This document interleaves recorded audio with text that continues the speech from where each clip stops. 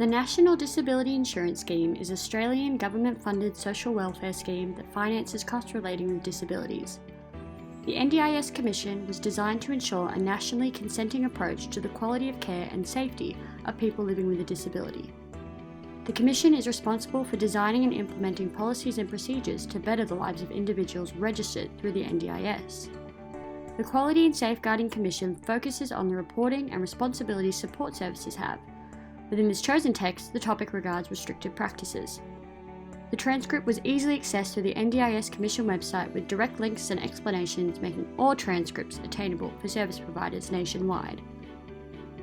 I have chosen the particular transcript as I work in disability services and was particularly interested by how easily understood and accessible such information is for service providers, as the questions and policies relate directly to the responsibilities a carer has and the implications of not following procedures. Furthermore, the families and guardians take great benefit from understanding the policies that are in place and why they are there. This ensures minimal miscommunication and an overall national standard that is recognised by all. Fairclough's three-dimensional framework gives insight into the critical discourse analysis and further delves into the knowledge schemas of both the sender and receiver of the message throughout this text. The first element of the three-dimensional framework is the social practice element. This element conveys through the text how easily a breakdown of communication can happen. Miscommunication is seen regularly in this text. An example is seen in the beginning lines where the message is unclear due to the discourse used by the Commissioner, which is followed by a section of the transcript being omitted. The audience member is trying to make sense of the policy being explained, however shows a large disconnect between carers and policy writers, as the message causes more confusion than clarity. The knowledge schemas of both individuals are shown here as they differ between Commissioner and audience. The Commissioner displays knowledge of theory and practices within the industry, however this does not always align with practitioners, as represented by audience members, who are displaying experience working face-to-face in situations that can put them at risk. The second element of Fairclough's three-dimensional framework is discursive practice. The discourse used throughout the text is vital to understanding the expression of social practice. The readers of this text include people living with a disability, support services, and guardians or carers seeking to understand the Safeguarding Commission. Fairclough discusses the power in discourse, which is an exploration of how power is represented, versus the power behind discourse, which is shaped by attitudes of authority within social institutions.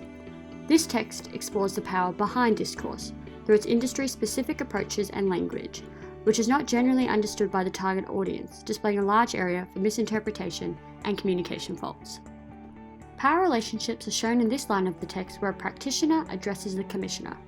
The audience member uses her official title and speaks from a place of authority due to her knowledge schema.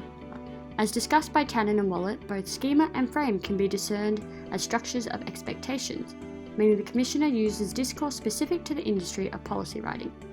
This placed an expectation on audience members based on his own knowledge schema. The individual's knowledge schemas play a substantial role as they bring their predisposition to the conversation, which can hinder the effectiveness of the message being received. The last element of the three-dimensional framework is the text itself. The text was easily accessible, however lacked in transcription symbols, leaving a lot of room for miscommunication, as it is difficult for the reader to follow along without a sense of direction within a written conversation. As shown by the examples, miscommunication and power relationships were two core themes. This is based majorly on the lack of transcription symbols.